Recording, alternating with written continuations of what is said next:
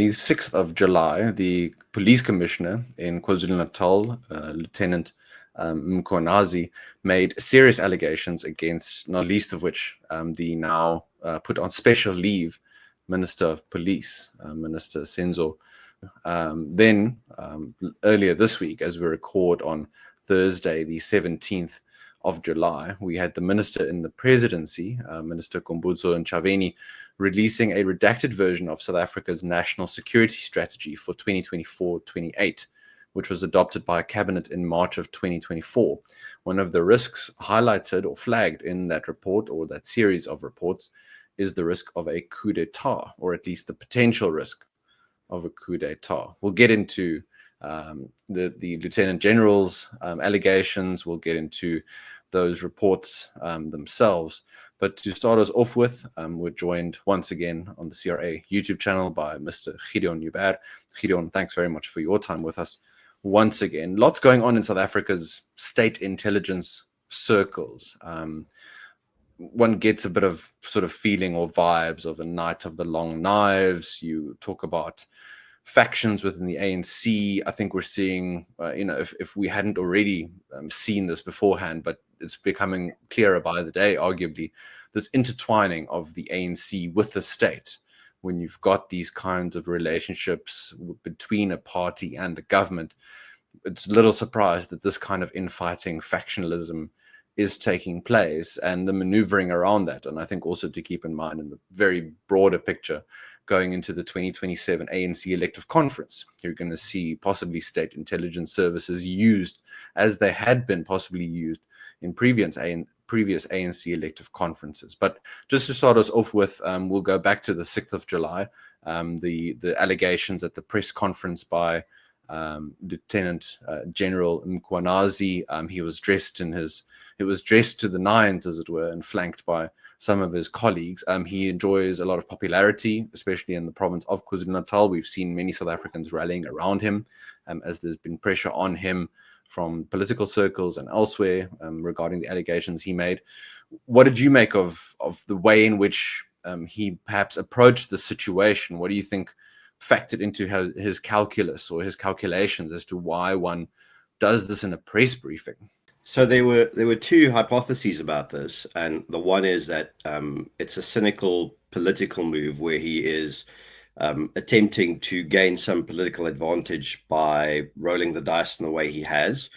And the other is that you are looking at a sincere and extremely frustrated professional policeman who has become, in a sense, pardon my French, hurtful with trying to go through due process in order to get the necessary results, coming up against a brick wall every single time, and is now throwing caution to the wind, crossing the Rubicon, so to speak, at great personal risk to himself and professional risk in order to expose the situation for what it is. And to be honest, I did not actually know which camp I had to put myself in when the news initially broke. But having spoken to a lot of professional policemen, a lot of other analysts and people that actually know the man, the general consensus out there seems to be that he is being sincere about this, that we should take the allegations very seriously. In the allegations themselves, there are extreme merits, so they're not just made up frivolous nonsense. And I think that's important.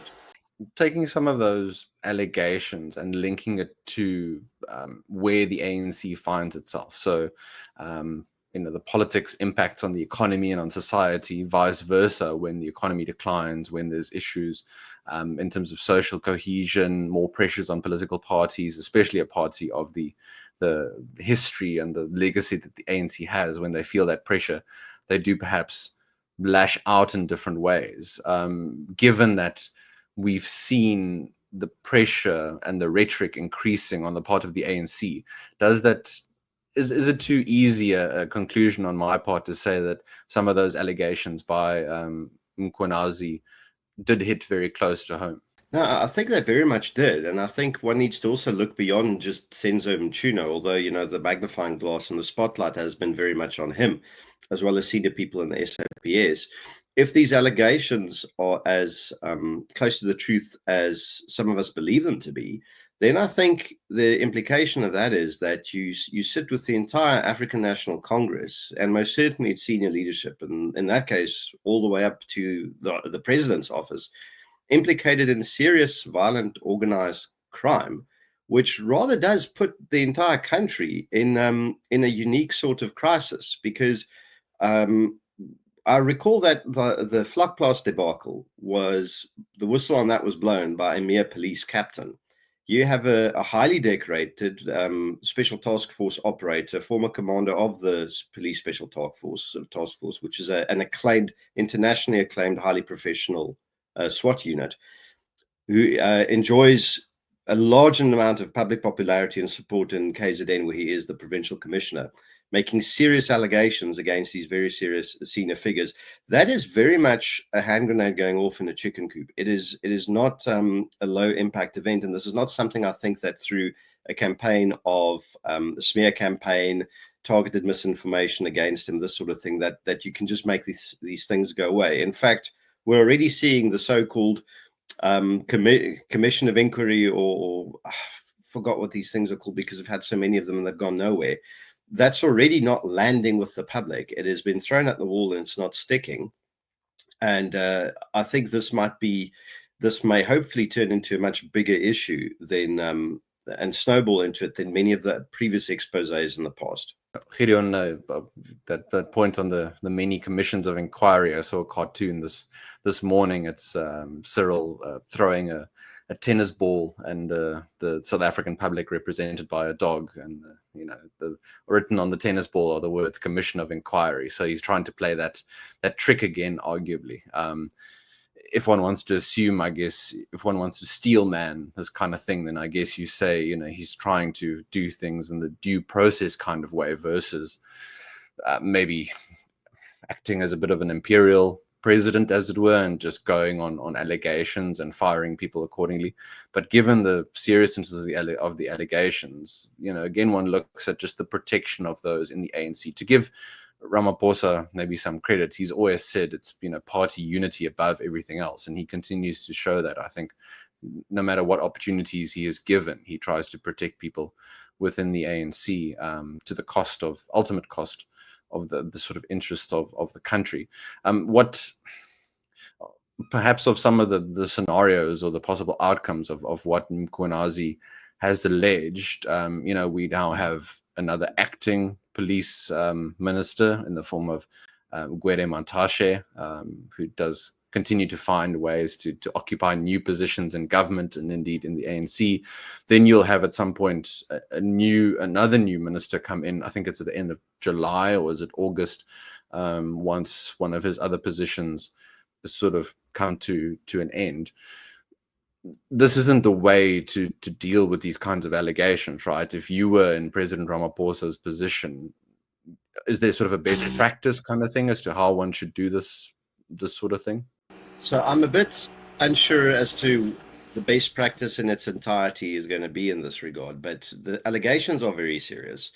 I think having a revolving door of acting ministers is also, again, that highlights two things to me. The first one is, what is the point of having a deputy minister in the first place if you're going to, if they're never going to actually step up and perform the full role while they're there and earning a salary? And the second one is your policing portfolio.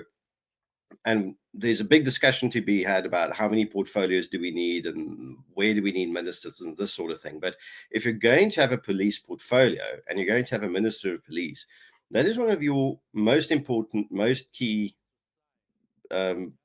pieces of state infrastructure. To deploy school teachers and alcoholics and academics and unserious people to these positions, as opposed to someone that actually fully understands the concept of criminal justice and policing very, very, very intimately, is also not indicating to me that firstly, policing is not being taken serious by the president or the cabinet or anyone else in government, and that all that's being done here is, yes, due process is a great excuse to use if you want to drag things out as long as possible without resolution in order to protect vested interests or criminally compromised comrades. And I think that's also one of the things where I hear the Steelman argument for Ramaphosa being a due process president, but then again, we also look at the results of where has nearly 10 years of due process gotten us no results whatsoever, and the Zondo Commission being a perfect classic example of where that actually runs into an iceberg and sinks itself. So I think what I'm looking at from my perspective is damage control and not problem solving. I think that's a pretty accurate overall assessment. Gideon, if we link then the allegations leveled by Mkhwanazi, and then we look at the release now of these 3 reports by the minister in the presidency, Minister Kumbutso and Ntshavheni, unprecedented, I think, for these kinds of reports, even in a redacted version, to be shared with the public, for one thing, to look at what state intelligence is working on in at least some sense, to try and figure out what are the domestic, what are the regional, what are the international risks to South Africa from a state security, state intelligence point of view. Your first reaction before we get into maybe more substance on these reports, is it a case of trying to maybe divert from what happened on the 6th of July with Mkhwanazi? Is it perhaps again trying to steel man, trying to take the public into the government's confidence and be as transparent as possible? So the timing of this is very curious to me, firstly, which it could be purely coincidental, or it could be absolutely as a result of the Mkhwanazi allegations, this trying to, I wouldn't say distract the public, but to present a framework within which possibly Mkhwanazi can be painted as an anti-government, pro-chaos figure that's trying to perform some sort of coup or something similar.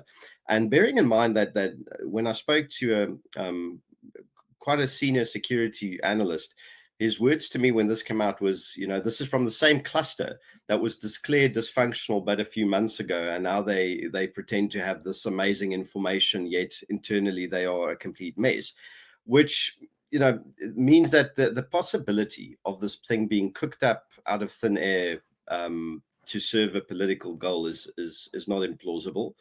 The fact that it probably contains a considerable amount of faulty information is likely to be true. And the other side is, when your governing party, when the ANC, who is very used to dealing with things overtly in the media, when they have the media on their side, but they also have their COVID solutions, which is why we have political death squads, concocting these sorts of scare stories in order to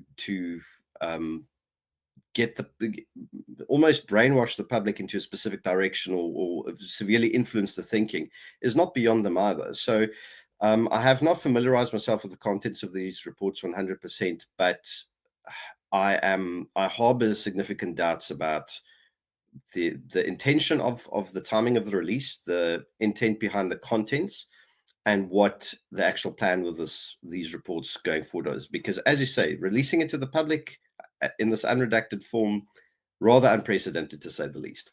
Gideon, to highlight some of what Minister Ntshavheni said at the event earlier this week at which these reports were released, I quote, "One of the risks is the risk of a coup d'etat. There is a potential risk of a coup d'etat. We have identified it and put measures in place to mitigate against it. So that is why we say to South Africans, there will not be anyone attempting a coup in South Africa. In the last few days or the last few weeks, there has not been anyone attempting to do a coup in South Africa. Not that there are not people planning. There are, but we are continuously monitoring them and making sure that we deal with those." End quote. Now, that's a direct quote. And I know that Minister Ntshavheni, in many of her public engagement, she likes to be aggressive and combative. And I guess one does want that in that sort of position. And when you're discussing state intelligence matters. But the way she phrased it, I mean, if you have credible intelligence on coup plotters, whether it's, in the army, in intelligence, in political party, why not move against them? Or are you trying to, I don't know, are you trying to tell them that that they're busy and you can act to prevent whatever they might do at any point? Yeah, I don't know. What do you think of the possibility of a coup, Gideon? You don't have to talk specifically on the minister's comments because it's it's difficult to make sense of in and of themselves. Well, her comments are actually very important, because let's say I was planning a coup and this bombshell now drops in the media. That's going to change everything I'm doing immediately, as in I'm going to change the way I communicate, I'm going to change the way I coordinate, I'm going to change the way I run my cells if I have cells, I'm going to change the way I do my arms caches, I'm going to change my timelines on this. It's the most wonderful gift you can give a terrorist or a extremist or somebody planning some anti-state activity, is warn them in the media that you're onto them. You haven't moved against them yet. And you're just telling them, I know about your plan. So either this is an incredibly foolish thing to do to the point where it's actually criminally negligent, or they don't actually have serious people planning a coup, and this is all a concocted story. How that ties into the Mkhwanazi thing, there's a lot of speculation that I'm not going to go into right away. But with regards to the possibility of a coup d'etat, performing a coup in South Africa is not impossible, but I'd imagine it's very difficult, for the simple reason, if you are the unlucky person to succeed in overthrowing the South African state, congratulations, you are now the South African state. What are you going to do? Because now the circus is yours and you have to run it. Versus if I wanted to gain from the downfall of the South African state, it would make far more sense for me to help knock its legs out from underneath it, in order to profit from the chaos that will ensue from the state's erosion and collapse. And in fact, we have real world examples of that. That's why we have all the organized criminal activities we do, all the mafias we do, all the terrorist financing allegations against us, and all this sort of stuff. So I'm not going to say a coup d'etat is impossible. I'm just going to say that it is probably the least rational thing to do, if that is the sort of thing you had in mind. Gideon, what are the sort of ingredients? I know, essentially all or most coups are different in how they are carried out, but what are some of the key ingredients that you would need if you were the chef, concocting this coup that you're planning? I talk about things like, the police, the army, the public broadcaster. What are the things that one looks at in the sort of, not a logical sequence of events? I know it's difficult to plot these things out, but what do you need to have in place, for example? Well, there's a couple of things, and just off the top of my head, the most important was, you mentioned public broadcaster. Absolutely. Either obtain control of the public broadcaster, or obtain control over broadcasting and communications infrastructure, so that you could communicate the news of your coup and what you expect of the public regarding their behavior to the general public on all the readily accessible platforms, networks, whatever. Difficult in South Africa because of what the SABC is, and the fact that a lot of our communications infrastructure has become suitably decentralized. You would either need a significant portion of the military or the police on your side, or you would need a force that is large enough in order to nullify the security forces in its entirety, which would be a considerable body of men with a considerable amount of training that would have to be paid, equipped, trained, coordinated, barracked somewhere. It would be an immense logistical and human resources event, or rather entity, and you'd have to do this in almost complete secrecy, because if you drop the ball on it, you're going to get busted and arrested. You would need access to an extensive amount of arms and ammunition. You'd need access to an extensive amount of financing that would need to come from somewhere. So organizing a coup, I don't think you can do these things on a shoestring budget. Most of the coup d'etats we've seen in what we refer to in 1980s language as third world countries were all perpetrated with significant assistance from outside powers. They don't just happen homegrown by themselves. There's almost always a foreign sponsor that stands behind it with a lot of money. Is South Africa vulnerable to that sort of thing? Probably yes, but one would have to do a bit of thinking to say, all right, in the overall grand scheme of things, that vulnerability is above or below which other number of significant vulnerabilities that we presently have. So long story short, coup d'etat needs a heck of a lot of things to be able to be done successfully. And in order to pull it off, yeah, you need very competent people with a lot of money, and they had better know how to keep everything under wraps. And I just don't see it happening.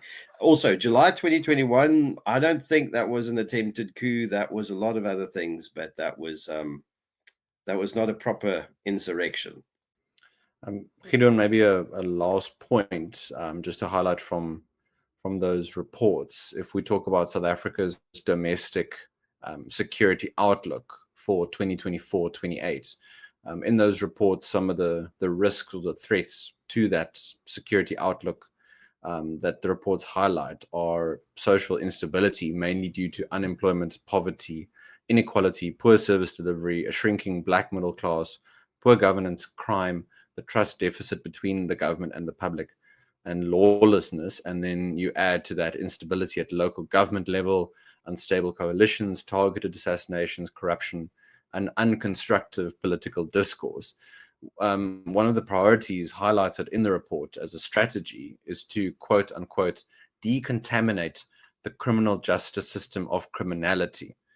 Now, I'm guessing that the reports don't mention things like cadre deployment and patronage, because if you're going to try and remove criminality from the criminal justice system, arguably you need to get rid of core sort of ANC ideological policy preferences.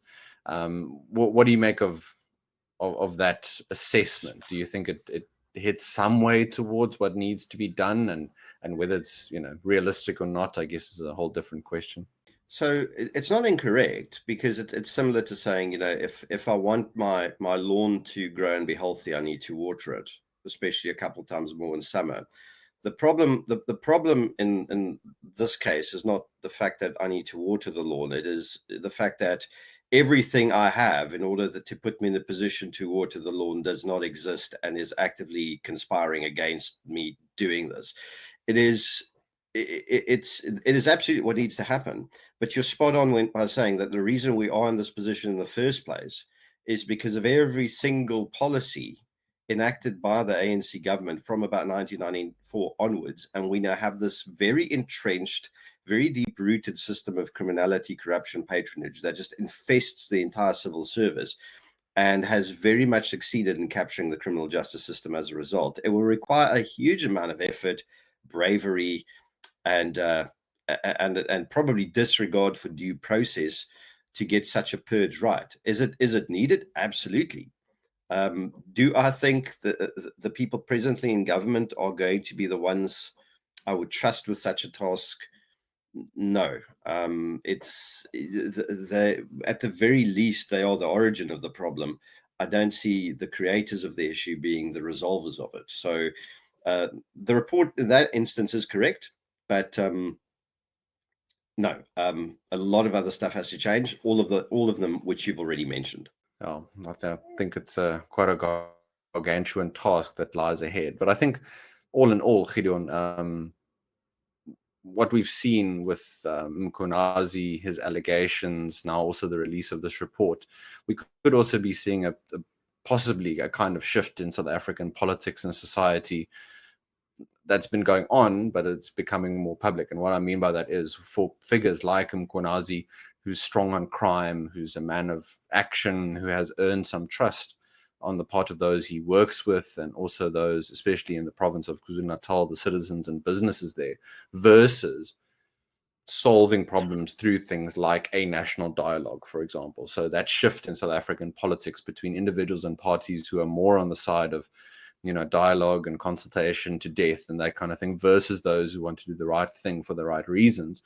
Perhaps some of the methods, one can have discussions about and all that kind of thing, but perhaps we're seeing that shift over time, because for the majority of South Africans who face violent crime on a daily basis, they want criminals to be dealt with. And perhaps that's going to influence how they make their political decisions as well, whether political parties are willing to work with people like Mkhwanazi and follow what they recommend, the people, the men and women who actually have to do that kind of work.